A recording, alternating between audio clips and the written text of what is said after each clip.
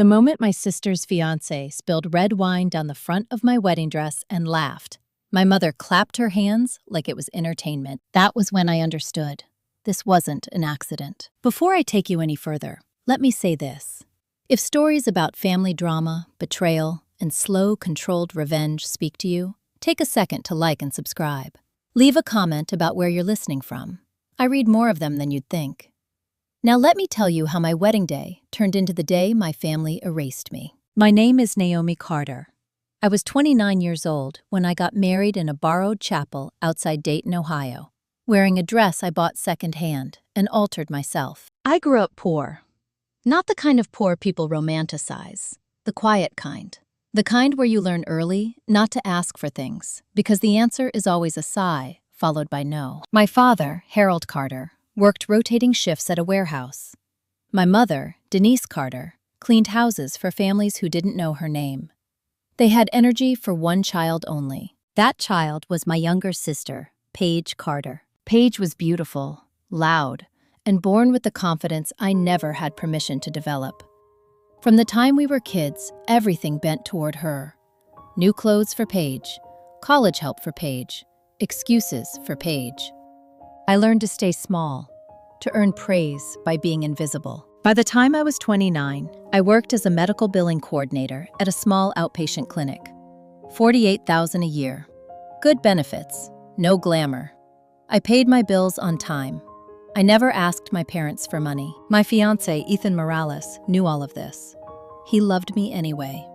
That was the first thing my family never forgave him for. We couldn't afford a big wedding, so we planned something modest. 50 guests, church basement reception, homemade centerpieces.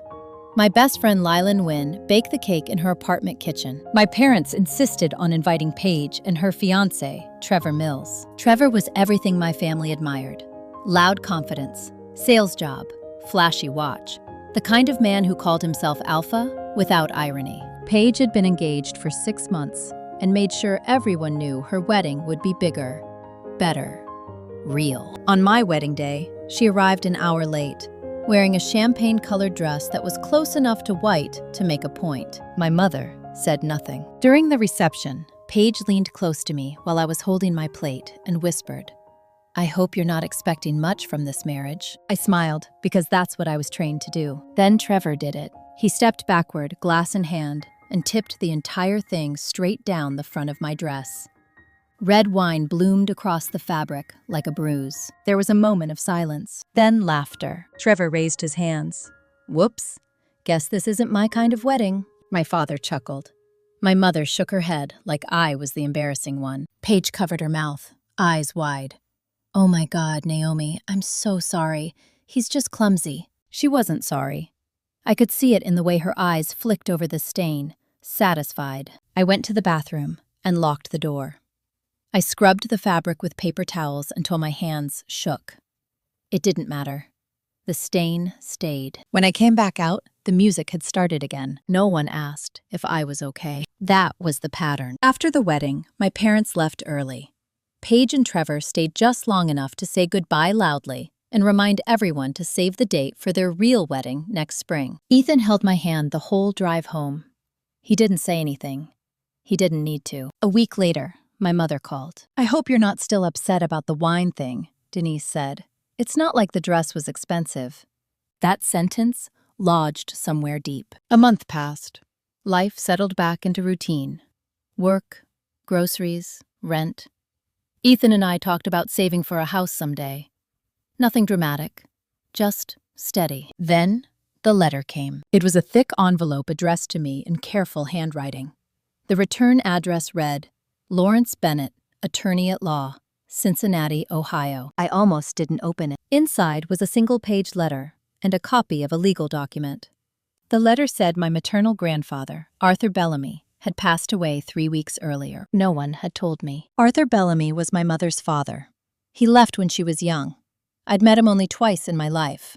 Once when I was 8, once when I was 16.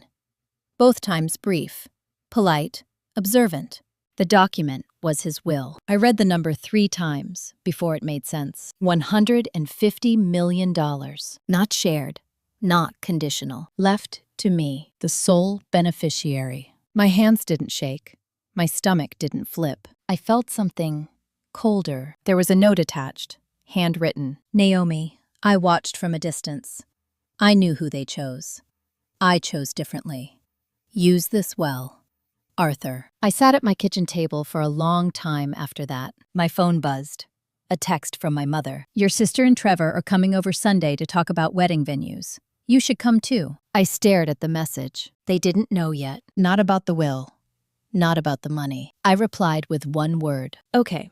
And as I set my phone down, I made a quiet decision. I wasn't going to confront them. I wasn't going to announce anything. I was going to let them keep treating me exactly the way they always had. Because this time, I had time. And money has a way of making the truth impossible to ignore. They just didn't know how expensive their laughter was about to become. The first thing money teaches you is how patient you can become when you don't need anyone's approval anymore. I didn't tell Ethan right away.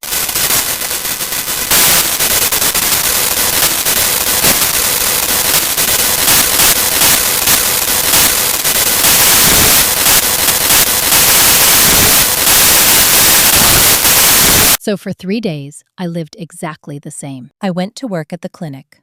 I corrected insurance codes. I drank burnt coffee from the break room. I nodded along while my supervisor, Karen Whitlow, complained about reimbursement delays like the fate of the world depended on it. No one knew that my entire life had already split into before and after. At night, I reread the will. The language was airtight. Arthur Bellamy had built his fortune quietly, through logistics contracts and regional shipping investments in the Midwest.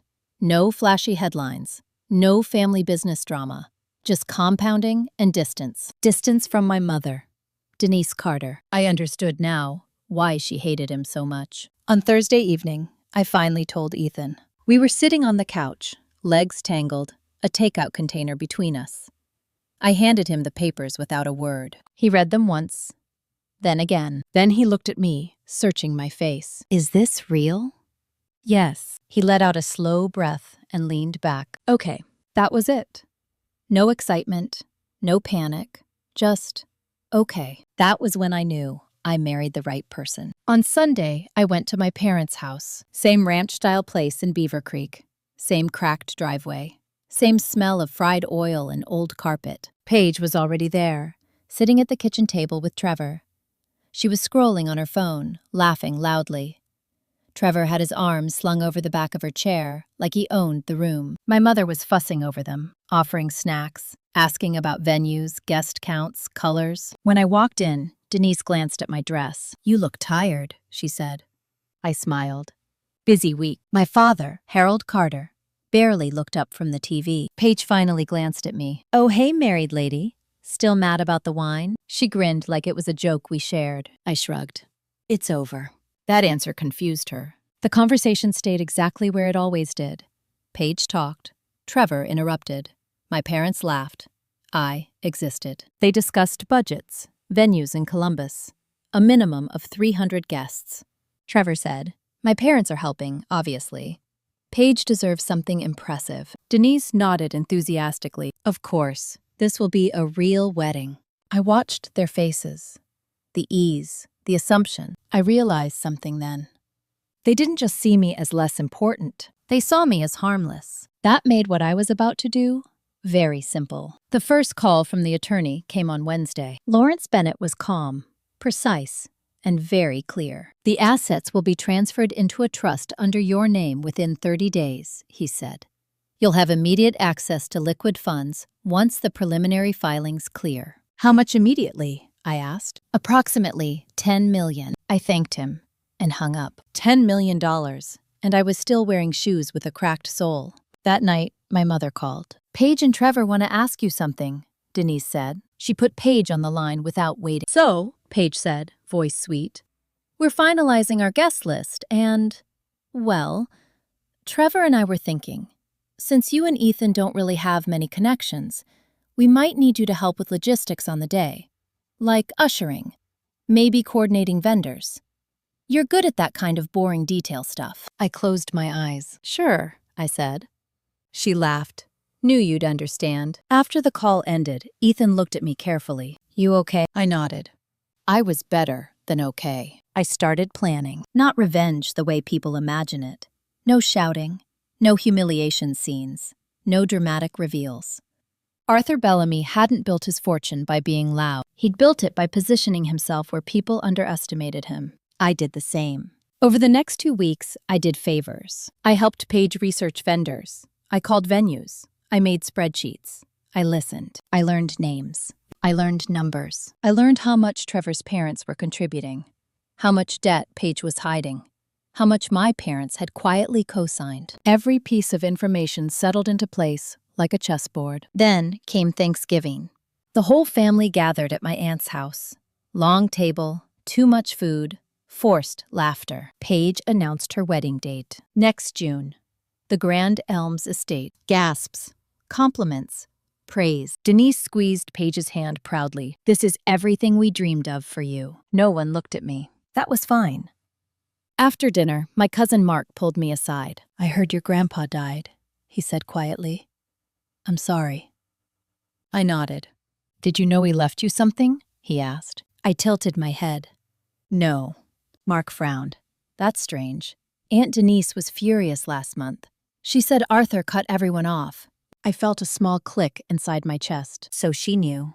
Just not how much. That night, as I washed dishes in my aunt's kitchen, my mother stood beside me. You know, Naomi, she said casually, inheritance stuff can be complicated. If anything comes up, it's best to be fair. I met her eyes. Fair to who? She didn't answer. When Ethan and I drove home, I stared out the window and thought about fairness. About how they'd never worried about it before. The next morning, Lawrence Bennett emailed me the confirmation. The first transfer was complete. I had access. Instead, I made one phone call to a real estate firm in Columbus. I was interested in purchasing a property, I said. Quietly. Privately. Budget? The agent asked. I smiled to myself. Up to $200 million. There was a pause on the line, and just like that, the board was set. Paige was planning her dream wedding. My parents were counting on appearances, and none of them had any idea that the ground under their feet no longer belonged to them. They were still laughing. They just didn't know what it would cost yet. The house I bought wasn't for living. That was the first rule I made for myself. I didn't want a mansion. I didn't want a view. I wanted leverage.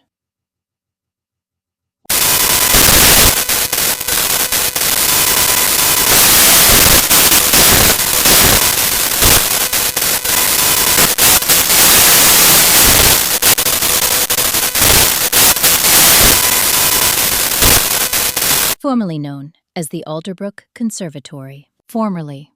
I purchased it through an LLC formed under my trust. Clean and quiet. No press, no family names. The deal closed in 11 days. When the agent handed me the keys, she said, "Whoever's planning something big here is lucky." I nodded. They were. 2 weeks later, Paige called me in a panic. "Naomi," she said, breathless. "Do you know anything about the Grand Elms Estate?" I pretended to think. "Isn't that the venue you booked?" "Not anymore." She lowered her voice. "They canceled. Something about zoning issues and a pending ownership transfer. Trevor is furious." That was true. The Grand Elms had been sold, not to me, but the new owners were converting it into private offices. Weddings were no longer welcome. Paige sounded shaken. "We already sent save the dates." "That's stressful," I said. "Do you want help finding another place?" "Yes, please. You're so good at this stuff." I smiled. "I might know somewhere." We met 3 days later at the Alderbrook Conservatory. Paige arrived first, sunglasses on, phone pressed to her ear. Trevor followed, already irritated. The moment they stepped inside, Paige stopped walking. Oh my God. The glass ceilings, the stone floors, the light. "This is perfect," she breathed. Trevor nodded slowly. "This is impressive." I kept my voice neutral. "It's recently available. Discreet. Not cheap." My mother arrived last, eyes wide, taking in every detail. Denise turned to me. "How did you find this?" I shrugged. I asked. Paige grabbed my arm. "Can you imagine this for my wedding?" I could. I nodded. "If you want it, I can put you in touch with the management." Trevor crossed his arms. What's the price? I named a number that made him blink. Paige's smile faltered. But it's worth it, she said quickly. This is the kind of place people talk about. Denise nodded. We'll make it work. They didn't ask how. They assumed, as always, that the world existed to accommodate Paige. I excused myself and stepped away to make a call. Lawrence Bennett answered on the second ring. They want it, I said. Good, he replied. The lease terms are ready. I returned to the group. There are conditions, I said gently. The owner prefers full payment up front. No cancellations, no refunds. Trevor frowned. That's unusual. So is this place, I said. Paige squeezed his hand. It's fine. Denise looked at me carefully. And you're sure this is legitimate? I met her gaze. They signed. A deposit equal to half the cost of the venue transferred within 48 hours. Funds pooled from Trevor's parents, my parents' savings, and a loan Denise quietly took against the house. I watched the transaction clear from my laptop at home. Ethan stood behind me, arms crossed. They have no idea, he said. No. I didn't feel guilty. I felt precise. The next phase was quieter. Paige asked me to help coordinate vendors, caterers, florists, entertainment. I suggested names. The best ones. The expensive ones. Every contract went through the venue's preferred list. Every payment deadline was strict. No flexibility. Trevor complained constantly. This is getting out of hand. Denise snapped back. This is Paige's day. Harold stayed quiet. I watched them all carefully. Paige glowed under the attention. She never noticed the tension tightening around her. At night, I read through Arthur Bellamy's notes again. I chose differently. I understood now what he meant. The first crack appeared in April. Trevor's job fell through. He brushed it off. Temporary. But the bills didn't pause. Paige called me crying one night. We're a little short this month. Do you think the venue could extend the payment deadline? I paused. I can ask. I didn't. Instead, Lawrence Bennett sent a polite reminder the next morning. Late fees would apply. Paige panicked. Denise called me immediately. This is ridiculous, Naomi. Can't you talk to them? I kept my tone soft. The contract is clear. She exhaled sharply. You've changed. Yes, I thought. I had. The final payment deadline approached. Trevor borrowed from friends. Paige sold jewelry. Denise drained her emergency fund. Harold took a second job without telling anyone. They made it, barely. The night before the rehearsal dinner, Paige came over to my apartment unannounced. She looked tired, thin. I didn't expect this to be so hard, she said quietly. I studied her face. You wanted impressive. She laughed weakly. You sound like Grandpa. I froze. What? She frowned. Mom said he used to say that. That impressive always costs more than people think. I said nothing. Paige met my eyes. Why do I feel like you're watching all of this? I smiled. Because I am. She laughed it off. You're weird lately. Maybe. The rehearsal dinner took place at the estate. Candles. Linen. Music. Everything perfect. I walked through the space alone before guests arrived. I touched the stone walls, the railings. I owned all of it. Tomorrow, Paige would walk down the aisle believing this was her victory. She would smile, pose, perform, and then, at the moment she expected everything to finally belong to her, she would learn what it means to stand on someone else's ground, because the contract had one more clause, and it was mine. They still thought this was a wedding story. It wasn't. It was a transfer of power, and the ceremony hadn't even started yet. The clause was simple. Buried halfway through the venue agreement, written in language no one in my family ever bothered to read carefully, was a line that transferred final control of the event to the property owner if certain conditions were met. Conditions like unpaid balances, breach of conduct, or misrepresentation of parties involved. I hadn't written it myself. I hadn't needed to. The clause already existed. I'd just made sure it stayed. The morning of the wedding arrived clear and warm. Early summer light spilled across the grounds of the estate, soft enough to feel forgiving. Birds moved through the trees. Staff set chairs in neat rows. Everything looked exactly the way Paige had imagined. I arrived early, dressed simply. Navy dress, flat shoes, no jewelry. No one noticed. Paige was already in the bridal suite with Denise, the makeup artist hovering, while Paige complained about humidity and lighting. Trevor paced in the hallway, phone glued to his ear, voice tight. I passed them without stopping. Downstairs, Lawrence Bennett was waiting in the small office off the main hall. He stood when he saw me. "Everything is in order," he said quietly. I nodded. "Any issues?" "None so far. But once the ceremony concludes, ownership will need to be disclosed to relevant parties." "As agreed." "Good."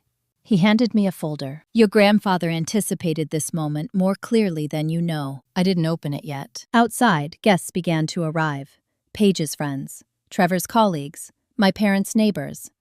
People who'd laughed at my wedding.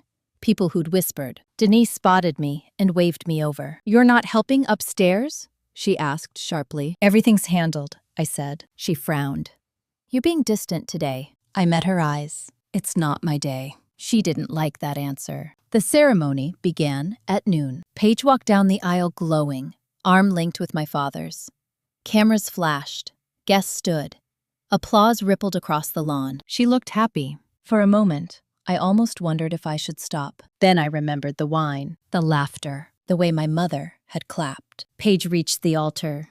Trevor smiled like he'd won something. The officiant began. Halfway through the vows, Trevor's phone buzzed. He glanced down, irritation flashing across his face, before he caught himself. Paige whispered, "What is it?" He shook his head. "Nothing." They finished. Kissed. Applause erupted. As guests moved toward the reception hall, Lawrence Bennett stepped forward. "Excuse me," he said clearly, voice carrying. "Before we proceed, there's a brief announcement required by the property owner." Confusion rippled through the crowd. Denise stiffened. Paige turned, brow furrowed. Lawrence didn't look at her. He looked at me. I stepped forward. My heels echoed on stone. Paige's smile faltered. "Naomi, what are you doing?" I took a breath. "My name is Naomi Carter," I said evenly, "and I'm the owner of this property." Silence fell fast. Laughter broke out from somewhere in the back. Nervous. Disbelieving. Trevor scoffed. "That's not funny." Lawrence opened the folder and held up documentation. The Alderbrook Conservatory was purchased 6 weeks ago by a trust held in Naomi Carter's name. All contracts signed for today's event were executed under that ownership. Denise's face drained of color. "That's impossible." I met her gaze. "You didn't ask." Paige shook her head slowly. "This is a joke. You can't do this." "I can," I said. "And I am." Trevor stepped forward. "You think this is some kind of revenge? Because you're jealous?" I smiled faintly. "Number. This is about respect," Lawrence continued. "Due to multiple breaches of conduct clauses, including documented incidents involving the property owner, the owner has elected to reclaim control of the event following the ceremony." Paige's voice rose. "What breaches?" I answered. "The wine incident at my wedding. The recorded remarks made by the bride regarding the property owner, and misrepresentation of the owner's role during negotiations." Paige stared at me like she was seeing a stranger. "You planned this?" "Yes." Denise's voice cracked. "Naomi, please. We can talk about this privately." I shook my head. "You've had my entire life to talk to me." Guests whispered. Phones came out. Trevor's parents looked furious. Harold stood frozen, eyes fixed on the ground. I wasn't done. "I inherited this property," I continued calmly, "along with other assets, from my grandfather, Arthur Bellamy." A few gasps. Paige's mouth opened, then closed. "He left everything to me. $150 million. Denise staggered back a step. "That's a lie." Lawrence spoke. "The will is on file. Probate is complete." Paige laughed once, sharp and brittle. "Why you?" I looked at her. "Because he saw what you never did." I gestured toward the reception hall. "The catering will proceed. Guests are welcome to stay. But this is no longer your wedding reception." Trevor exploded. "You can't just take it away." I met his eyes. "I already did." Security approached quietly. Not aggressive, just present. Denise reached for me. I stepped back. "So was my wedding." Paige's eyes filled with tears. "You ruined everything." I shook my head. Number 1. I stopped pretending. I turned to the guests. "Thank you for coming," I said. "Please enjoy the estate." Then I walked away. Behind me, chaos bloomed. Voices rose. Accusations flew. I didn't look back. I went to the small office and sat down. My hands were steady. Ethan found me there a few minutes later. "Are you okay?" I nodded. Outside, the celebration continued without its bride. The laughter sounded different now, hollow. What they didn't understand yet was that this wasn't the end. It was the first time the balance had shifted. And once people see who really holds the ground beneath them, they never stand the same way again. The silence after you walk away from something loud is never empty. It hums. I felt it as soon as I closed the office door behind me. The muffled noise of voices outside, the scrape of chairs, someone crying, someone arguing, a glass breaking somewhere in the distance. I sat still and waited. Ethan didn't rush me. He never did. He leaned against the wall, arms folded, watching my face the way you watch weather. Not to change it, just to know what's coming. "You didn't hesitate," he said finally. I shook my head. I hesitated for 29 years. Outside, the situation unraveled fast. Trevor Mills tried to shout his way back into control. That was his instinct. Denise tried to bargain. Harold said nothing at all, which was his usual response when consequences arrived without warning. Paige did neither. She went very quiet. That worried me more than yelling would have. Security escorted the wedding party off the central lawn. Not aggressively, just firmly. Guests lingered in clusters, pretending they weren't watching, while watching very closely. Phones were out now. This wasn't just a family issue anymore. It was a story. Lawrence Bennett returned to the office 15 minutes later. "Your parents are asking to speak with you privately," he said. I didn't answer right away. Ethan tilted his head slightly. "Your call." I stood. "I'll hear them." Together. We stepped into a smaller sitting room near the back of the estate. Denise was already there, pacing. Harold stood by the window, shoulders hunched. Paige sat on the edge of a chair, hands clenched in her lap. Her makeup had started to crack around her eyes. The moment I entered, Denise rushed forward. "Naomi, please. This has gone too far." I stayed where I was. "You mean past the point where you could ignore me?" She flinched. Harold finally spoke. "Why didn't you tell us?" I looked at him. "You never asked." Paige lifted her head slowly. "You enjoyed this," she said. Her voice wasn't angry.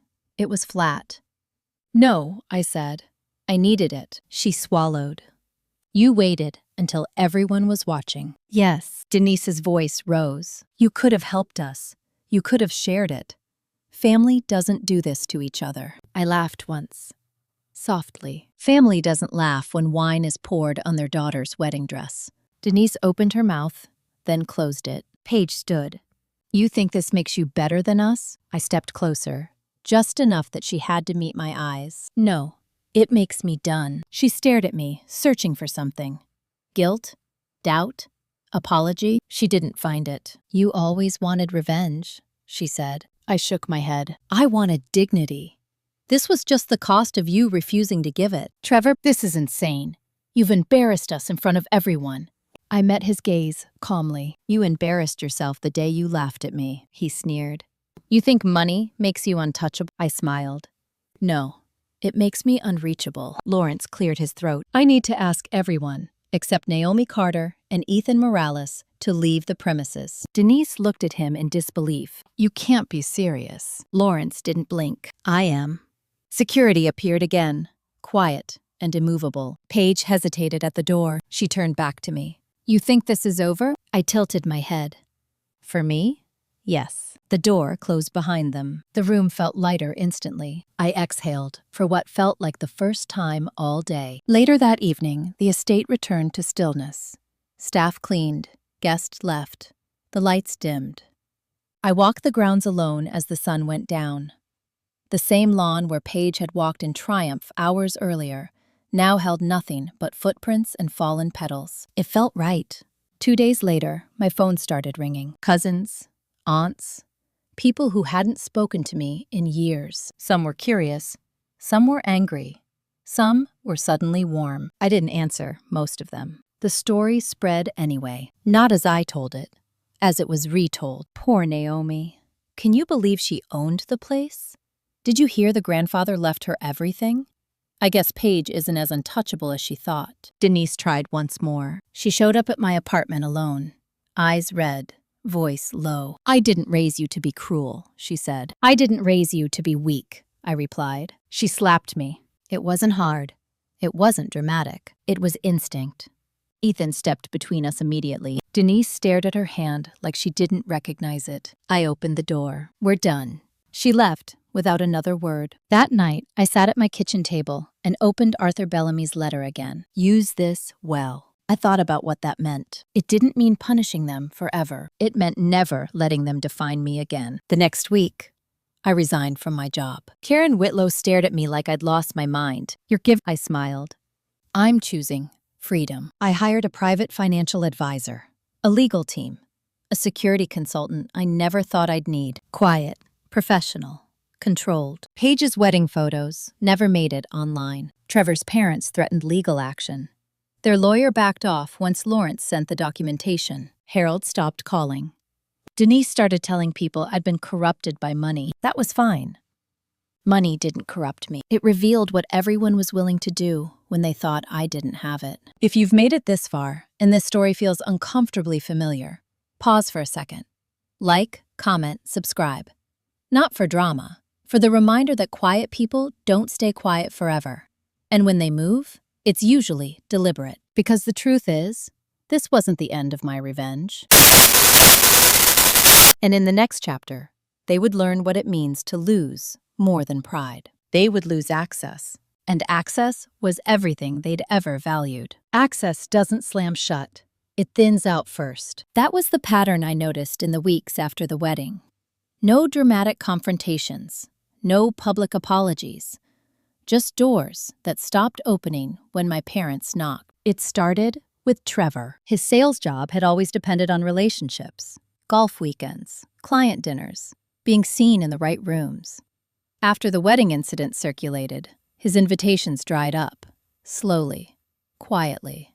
A canceled lunch here, a meeting postponed there. He told Paige it was temporary. She wanted to believe him. Denise tried to compensate the way she always did, by calling people, by smoothing things over, by rewriting the story. Naomi humiliated us, she told anyone who would listen. Money changed her. But money doesn't change tone as well as truth does. People heard the story anyway. Not from me, from guests, from staff, from vendors who'd watched Denise negotiate aggressively and then watched her lose. The version that stuck wasn't cruel, it was embarrassing. Harold withdrew completely. He went to work, came home, sat in front of the TV with the volume too high. He didn't call, he didn't text, he didn't ask for anything. That was how he handled shame. Paige tried something different. She showed up at my apartment one afternoon without calling first. I saw her car through the window and felt the familiar tightening in my chest. Then I felt something else. Control. I opened the door. She looked smaller than I remembered. No makeup, hair pulled back. She was wearing an old hoodie of mine. That stung more than it should have. "Can I come in?" she asked. I stepped aside. She sat on the couch and stared at the floor. "They're saying you ruined my life," she said. I leaned against the counter. "Who is they?" "Everyone." She looked up at me then, eyes sharp. I shook my head. "I planned it because you never thought I could." That landed differently. She swallowed. "You could have shared it, the money. You didn't have to do this."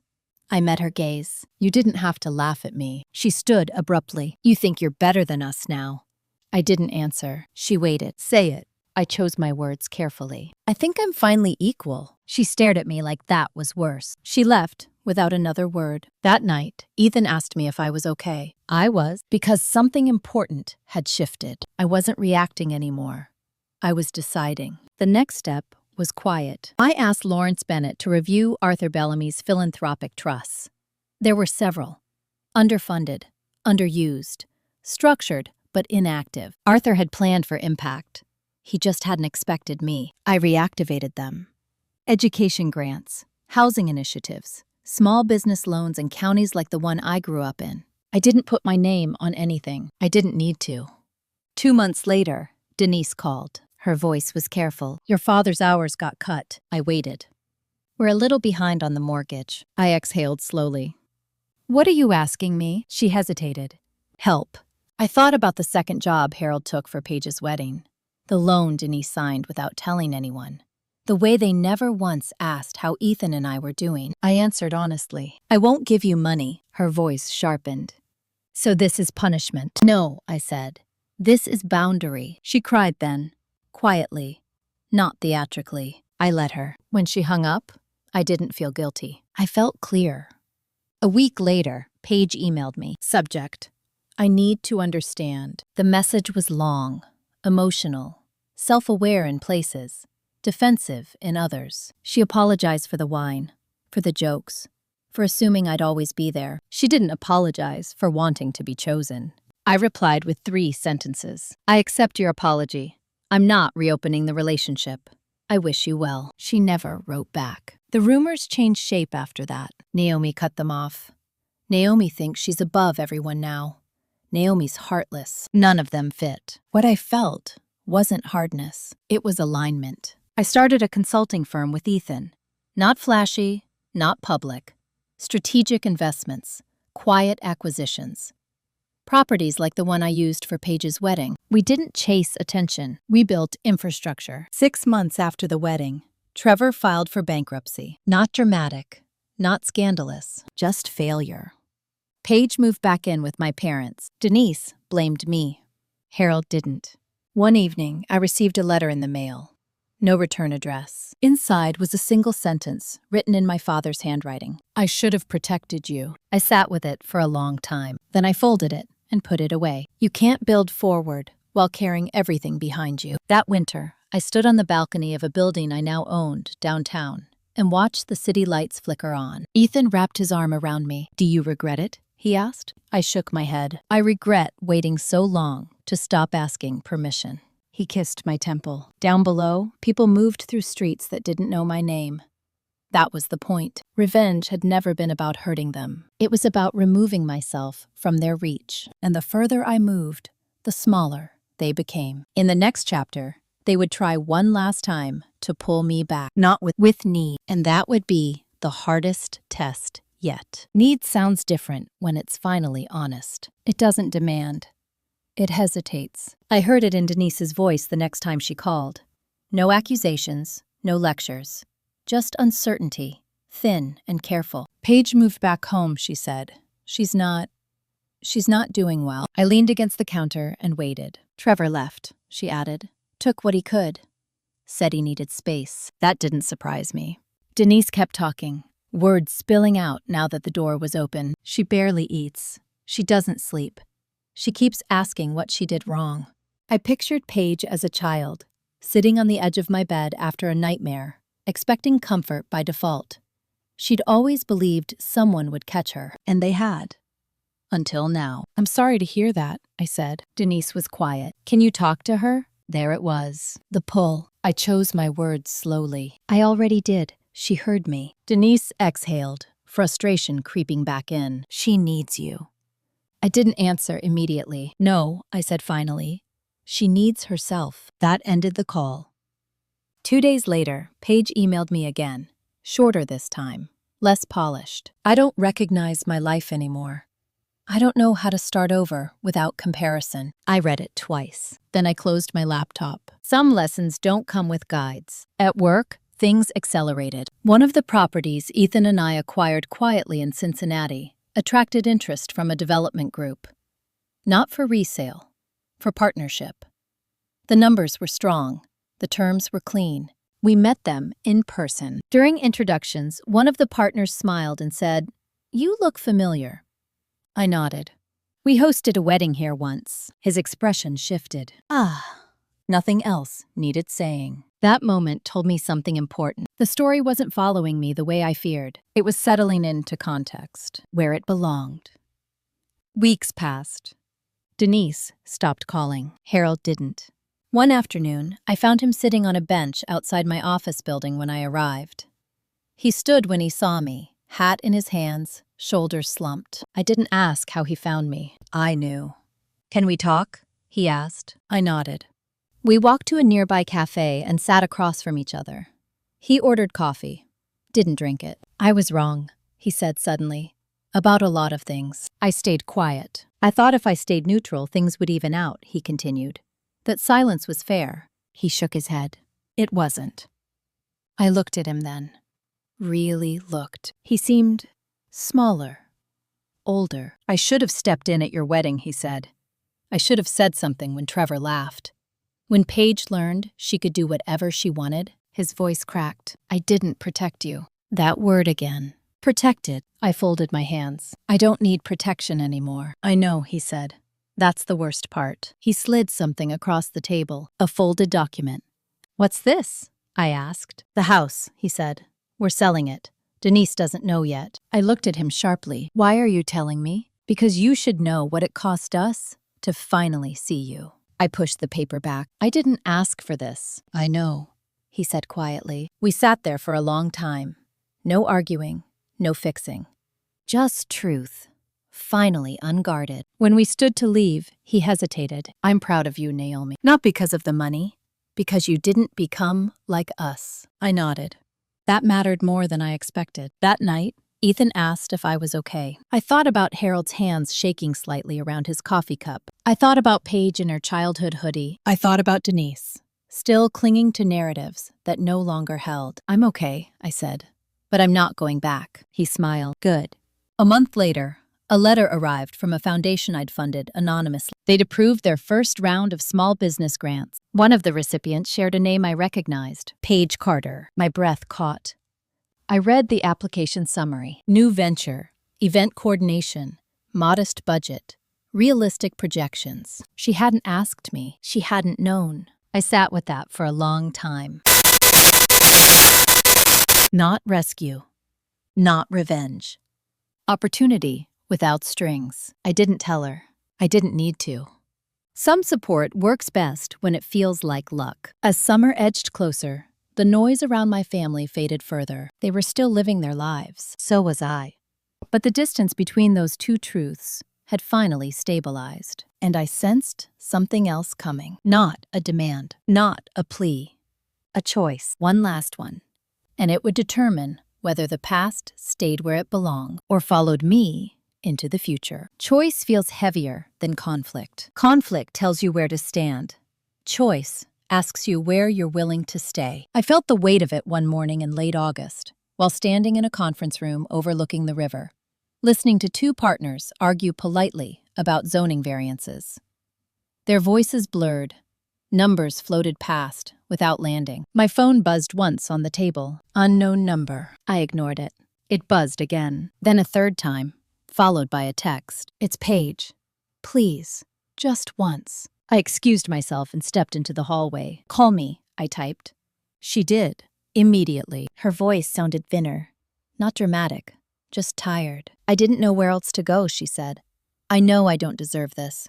I just need to say something out loud to someone who knows me. I leaned against the wall and closed my eyes. Say it. I'm scared, Paige said. Not of being poor, of being ordinary. I built my whole life on being chosen. And now, no one is choosing me. That was honest. Painfully so. I let the silence stretch. I don't know how to live without an audience, she continued. You always did. I used to think that meant you were weak. I opened my eyes. It meant I was free. She exhaled slowly. I think I finally understand that. We didn't talk long. We didn't revisit the wedding. We didn't apologize again. When we hung up, I didn't feel relief. I felt steadiness. That weekend, Ethan and I drove to Cincinnati for a site visit. One of our earliest acquisitions, now nearly finished. Brick restored, windows cleaned. A building coming back to life because someone had decided it was worth the effort. Standing there, I thought about how much energy I'd spent trying to prove value to people who never intended to see it. Never again. On Monday, Lawrence Bennett called. There's been a development, he said. I waited. Your mother contacted my office. She's contesting the will. I laughed once. Not because it was funny, because it was predictable. On what grounds? Undue influence, mental incapacity, the usual. Arthur Bellamy had been meticulous. Medical evaluations, witnesses, documentation. This won't go anywhere, Lawrence continued. But it will cost time. I thought about Denise, about the way she'd clung to fairness only when it benefited her. "Let it proceed," I said. "You don't want to settle?" "No. Let her spend the money she doesn't have, chasing the one thing she never earned." The lawsuit was filed quietly. No headlines, no drama. Denise told relatives I was stealing what belonged to the family. No one believed her. That hurt more than the loss of money ever could. Paige didn't take her side. That surprised me. She called me that night. "She's doing it because she thinks if she wins, everything goes back to normal," Paige said. Like nothing happened. Normal for who? She didn't answer. 3 weeks later, the judge dismissed the case. Arthur Bellamy's will stood. Denise didn't call again. Something shifted after that. Not reconciliation. Not forgiveness. Acceptance. I felt it in the way my name stopped coming up in family conversations at all. In the way my absence became a fact, not a wound. I visited the foundation office for the first time in person that fall. Met recipients. Listened. Asked questions. One woman held my hands and cried. "You changed my life," she said. I gently corrected her. "You changed your own life. I just removed an obstacle." That distinction mattered. On my way out, I passed a small office with a familiar logo on the door. A new event coordination startup. Inside, Paige was on the phone, pacing, notebook in hand. She looked focused, alive. She saw me through the glass and froze. I didn't wave. I didn't turn away either. I kept walking. That night, Ethan asked me if I felt like the story was ending. I thought about it. "No," I said. "It's just no longer about them." That was the real revenge. Not humiliation. Not loss. Irrelevance. The following month, we finalized plans for our largest development yet. Multi-use. Long-term. Impact-driven. To Naomi Carter, he said, "For seeing value where others didn't." I smiled politely. What I didn't say was this: I learned to see it because I grew up without it, and I never intended to forget that. As winter approached, my life felt quieter than it ever had. Not empty, uncluttered, but somewhere deep down, I knew there was one more conversation coming. Not because anyone demanded it, because unfinished things have a way of waiting. And when it arrived, I would have to decide one last time, not how to respond, but whether to respond at all. The conversation I'd been avoiding didn't arrive as a phone call. It arrived as a letter. No return address, no legal letterhead. Just my name written in Denise Carter's familiar, slanted handwriting. The kind that always pressed too hard on the paper. I didn't open it right away. I let it sit on the kitchen counter for 2 days while I went about my life. Meetings, site visits, emails that mattered, decisions that moved things forward. I'd learned that urgency is often just someone else's fear, dressed up as importance. When I finally opened the envelope, I stood at the counter and read it once. "Naomi, I don't know how we ended up here. I don't recognize this family anymore. Your grandfather poisoned you against us, and now everything has fallen apart. Your father barely speaks. Paige is struggling. I am ashamed to admit how much I need you. If you have any mercy left, come home for Christmas. We can talk like adults. We can fix this." Mom. Fix this. The word sat there, heavy and wrong. She didn't ask how I was. She didn't acknowledge what she'd done. She framed the damage as mutual, the responsibility as shared. I folded the letter and put it back in the envelope. I didn't feel angry. I felt clear. That afternoon, Paige called. I almost didn't answer. I did. "I know she wrote to you," Paige said. Her voice was careful, measured. I waited. "She wants the picture back," Paige continued. "The one where we all pretend nothing happened?" I smiled faintly. "And you?" Paige hesitated. "I don't." That surprised me. "I spent my whole life trying to be chosen," she said. "And now I'm trying to figure out who I am when no one's arranging the stage." I believed her. She didn't ask me to come. She didn't defend Denise. She just stated a truth and let it stand. That was progress. "I'm not coming for Christmas," I said. "I know," Paige replied. "I just wanted you to hear it from me before she spins it." "Thank you." After we hung up, I felt something loosen. Not reconciliation. Respect. December came quietly. Ethan and I spent Christmas morning alone. Coffee, music, no schedule, no forced cheer. We exchanged small gifts and took a walk in the cold, hands tucked into coat pockets, breath visible. It felt like ownership of time. In the afternoon, Harold Carter called. I stared at the phone for a long moment. Then I answered. "Naomi," he said. His voice sounded older than I remembered. "Yes, I'm not calling to ask you to come," he said quickly. "I just wanted to say something before the year ends." I waited. "I failed you," he said, "by staying quiet when it mattered. I thought peace meant neutrality. I was wrong." I leaned against the window and watched snow drift past. "I didn't protect you," he continued, "and you learned to protect yourself. That's on me." I didn't interrupt. "I'm not asking for forgiveness," Harold said. "I just didn't want to leave this unsaid." "Thank you for saying it," I replied. That was all. When we hung up, I didn't feel sadness. I felt closure. In January, the Foundation published its annual report. Quiet release, no press, no personal statements, just numbers and outcomes. Page's company appeared again. Modest growth. On track. Earned. I smiled when I saw it. She was building something that didn't rely on proximity to power. That mattered. By February, the last threads tying me emotionally to my family had thinned to memory. Not erased, just no longer reactive. Denise didn't call. She sent a card instead. No apology, no accusation. Just a line that said, "I hope you're well." I put it in a drawer. Some people need distance to stop hurting you. Others need it to stop hurting themselves. Either way, distance works. At work, we closed our largest deal yet. Multi-use development, long horizon. The kind of project that outlives reputation cycles. During the signing, one of the partners asked how I'd learned to negotiate so calmly. I told him the truth. I grew up where silence was currency. You learn to listen. That night, Ethan asked me something I hadn't considered. "Do you think you'll ever go back?" I thought about the house I grew up in. The kitchen table where I'd learned to disappear. The wedding where I'd been laughed at. "No," I said, "but I don't need to run anymore." That was the difference. Running means the past chases you. Standing still means it has to walk around you. As winter gave way to early spring, my life felt solid in a way it never had before.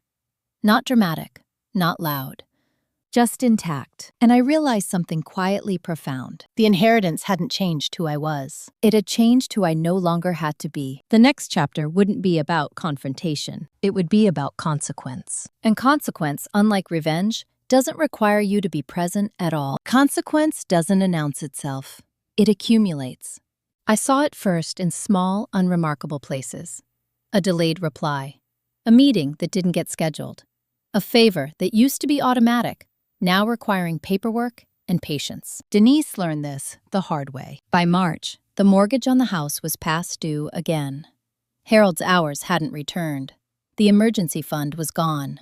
The people Denise used to call for help had stopped picking up, not out of cruelty, but because she'd exhausted the currency she'd always relied on: proximity, gossip, influence. She showed up at my office one afternoon without calling ahead. The receptionist buzzed me, uncertain. "There's a woman here asking for you. Says she's your mother." I took a breath. Let her wait. 10 minutes later, I stepped into the lobby. Denise stood stiffly near the window, purse clutched to her chest like armor. She looked around, taking in the clean lines, the quiet confidence of the space. "You did well for yourself," she said. I nodded. We sat in a small conference room. She didn't sit until I did. "I won't stay long," she said. "I just need to understand something." I waited. "Why didn't you help us when you could have?" I folded my hands. "Because help without respect isn't help. It's permission to keep going." Her mouth tightened. "So this is punishment." I shook my head. "No. This is reality." She looked at me, searching for anger. She didn't find it. "We raised you," she said. "That should count for something." "It does," I replied. "It explains a lot." She flinched. I didn't say it to hurt her. I said it because it was true. When she left, she didn't hug me. She didn't apologize. But she didn't accuse me either. That was new. Paige didn't come with her. Paige didn't call. Instead, I heard about her through the Foundation's quarterly update. Her company had landed a regional contract. Small, real, earned. I didn't reach out. Support doesn't need applause. By April, the house went on the market. Harold told me in a short text. "We're downsizing. I replied with a single sentence. I hope it brings you peace. He sent back a thumbs-up emoji. That was our language now. At work, momentum continued. We broke ground on the multi-use development. Jobs created, leases signed, a long view taking shape. During a site walk, one of the city council members pulled me aside. You're not from here originally, are you? No. Then why invest here? I looked around at the exposed steel, the early scaffolding, because I know what it feels like to be overlooked. This place does too. He nodded, satisfied. That summer, the story that had once felt so heavy finally thinned into context. People stopped asking about the wedding, about the family, about the money. They asked about timelines, budgets, outcomes. That was the shift I'd wanted. One evening, Ethan and I sat on the balcony of our apartment, watching the city settle into dusk. Do you miss them? He asked gently. I considered the question honestly. I miss who I thought they could be, I said, not who they were. He squeezed my hand. That's fair. In June, Denise sent another letter. Short, careful. I'm learning to live with less. It's harder than I thought. I read it once and set it aside. She was learning. That mattered. It just wasn't my job to teach her. A week later, Harold called again. We sold the house, he said. Moving next month. Okay, I wanted you to know, he added. No expectation. Thank you for telling me. There was a pause. You don't owe us anything, he said. I know. That sentence closed something quietly between us. By midsummer, the inheritance had faded into infrastructure. Not a miracle. A tool. I used it carefully, strategically, without spectacle. The last ripple came unexpectedly. An invitation arrived in the mail. Thick cardstock. Elegant script. Paige Carter. Events. Opening night. Soft launch. I held it for a long moment. Ethan watched my face. You don't have to go. I know. I thought about the girl who'd worn my hoodie to my apartment. The woman pacing an office, building something without borrowed confidence, I decided. I went. I stood in the back of the room while Paige greeted guests. Professional. Composed. She saw me eventually. Froze. Then smiled. Not performative. Real. She didn't call me up. Didn't make a speech. She just came over when there was a break. Thank you for coming, she said. Congratulations, I replied. That was it. No hug. No reconciliation arc. Just recognition. When I left, I felt lighter than I had in years. Not because things were fixed. Because they were finished. The past no longer demanded my presence, and the future didn't need my permission to arrive. One chapter remained. Not to settle scores, to name the truth I'd learned, and then to walk forward without looking back. The truth doesn't arrive all at once. It shows up in ordinary moments, when you realize you're no longer bracing for impact. I noticed it one morning while reviewing contracts before a board call. My shoulders weren't tight. My jaw wasn't clenched. I wasn't rehearsing conversations that might never happen. I was simply reading, deciding, moving on. That was new. In late September, Harold moved into a smaller apartment near the edge of town. He sent me the address without comment. No invitation, no expectation. I appreciated that. Denise didn't send one. I heard about her instead, through a distant cousin who thought she was being helpful. Denise had taken a part-time job at a local grocery store. Nothing wrong with that. Honest work. What struck me wasn't the job. It was the tone the cousin used. She's quieter now, he said. Keeps to herself. That was consequence too. Not humiliation. Reduction. Paige called me once that fall. Just once. I'm overwhelmed, she said. In a way that feels earned. I smiled at that. Good overwhelmed? She laughed softly. Yes, that. She didn't ask for advice. She didn't ask for money. She told me about a client who changed their mind 3 times. In a venue that lost power an hour before an event. She told me how she handled it anyway. I listened. When we hung up, I realized something important. We were finally siblings in the same direction. Parallel, not intersecting. At work, the development reached its most difficult phase. Delays, inspections, public scrutiny. The kind of pressure that reveals whether leadership is posture or practice. During one tense meeting, a partner snapped at me. You're too calm, he said. This should worry you. I met his eyes. Calm isn't the absence of concern, I said. It's the refusal to panic. The room settled. Later, Ethan told me he'd been proud of that moment. You didn't shrink or perform, he said. You just stood. That was the truth I was learning to live inside. I didn't need to announce boundaries anymore. They held on their own. In November, a small envelope arrived at my office. No return address. Inside was a folded check for a modest amount and a note written in Harold's careful script. For what I should have paid attention to earlier, I didn't cash the check. I framed the note. Denise didn't write again. I imagined she wanted to, then decided it didn't matter. Some people need silence to finish their sentences. Thanksgiving came. Ethan and I hosted a small dinner for friends who felt like chosen family. No traditions we didn't want. No performances. Just food and warmth and laughter that didn't require approval. At one point, someone asked how I learned to be so composed. I told the truth. I learned by being underestimated, until I stopped asking to be seen. That night, after everyone left, Ethan and I cleaned the kitchen together. He leaned against the counter and watched me. You okay? He asked. I thought about the last year. The wedding, the will, the estate, the letters, the quiet unraveling. I'm more than okay, I said. I'm intact. In December, the foundation approved a new initiative, housing redevelopment in a neighborhood that had been ignored for decades. Long-term leases, ownership pathways, no flashy naming rights. During the site visit, a woman took my hands and said, "You didn't just give us money, you gave us time." That stayed with me.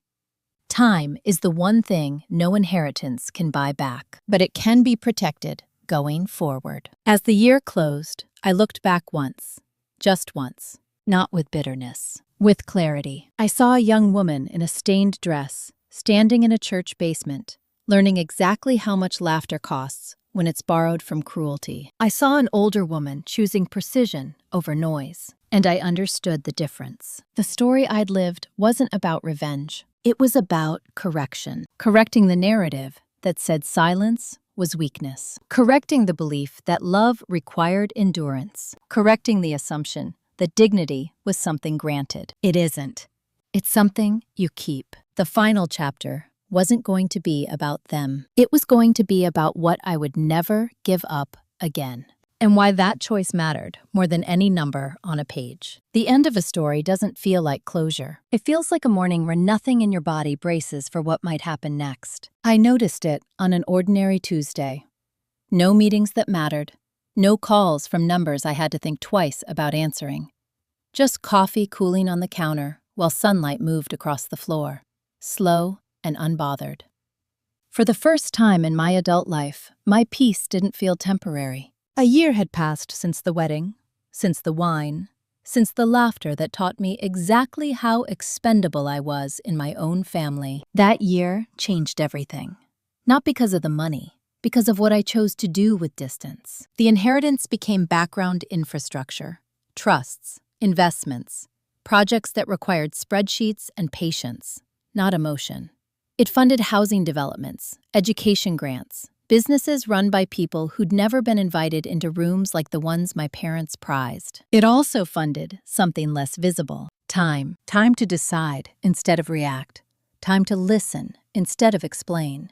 Time to walk away without narrating why. That was the real gift Arthur Bellamy left me. Not money. Space. Page's company stabilized by spring. Not explosive growth, real growth. She sent me a short message one evening. We landed a long-term contract. I didn't panic. I smiled at my phone. Proud of you, I wrote back. That was all. We didn't meet for coffee. We didn't unpack the past. We didn't need to. We'd both learned something different from the same damage. Denise didn't contact me again. I heard about her through others. She moved, downsized, learned the shape of days without an audience. It wasn't punishment. It was consequence, the kind no one inflicts, the kind that arrives when manipulation stops working. Harold sent a holiday card. Simple. No guilt, no request. I placed it on a shelf and went on with my day. That was the pattern now. Information, not obligation. Memory, not control. Ethan and I bought a modest house near the river that summer. Nothing dramatic. Clean lines, light where we wanted it, silence when we needed it. We hosted dinners for friends who didn't need explanations. We laughed easily. The absence of tension became its own proof. One afternoon, while walking through a development site with a city planner, she asked me a question that caught me off guard. "Why do you stay so calm when things go wrong?" I thought about it. "Because panic is a luxury," I said. "Calm is a decision." She nodded, satisfied. Later that night, Ethan asked me if I ever thought about writing everything down, telling the story somewhere public. I shook my head. I already lived it. I don't need witnesses. That's when I understood something fully. Revenge isn't loud when it's finished. It doesn't need applause. It doesn't linger. It steps aside and lets your life take up the space it always should have had. The girl who once stood in a stained dress learned that humiliation only works if you stay where it happens. That's the part people miss. Walking away isn't weakness, it's selection. You choose what gets access to you: your time, your money, your energy, your forgiveness. Not everyone qualifies. And that's not cruelty, that's self-respect. If you're listening to this and you're still in the part where people laugh at you, underestimate you, or treat your silence like permission, hear this clearly. You need to become unreachable. Build quietly. Choose carefully. Keep records. Take your time. And when the moment comes to stand on ground that belongs to you, don't announce it. Just stand. If this story resonated with you, take a moment to like, comment, or subscribe. Share it with someone who's still learning that dignity isn't something you earn by enduring disrespect. It's something you protect by leaving. That's where my story ends. Not with reconciliation, not with forgiveness speeches, but with a life that no longer needs to explain itself. And that, more than anything, was worth waiting for.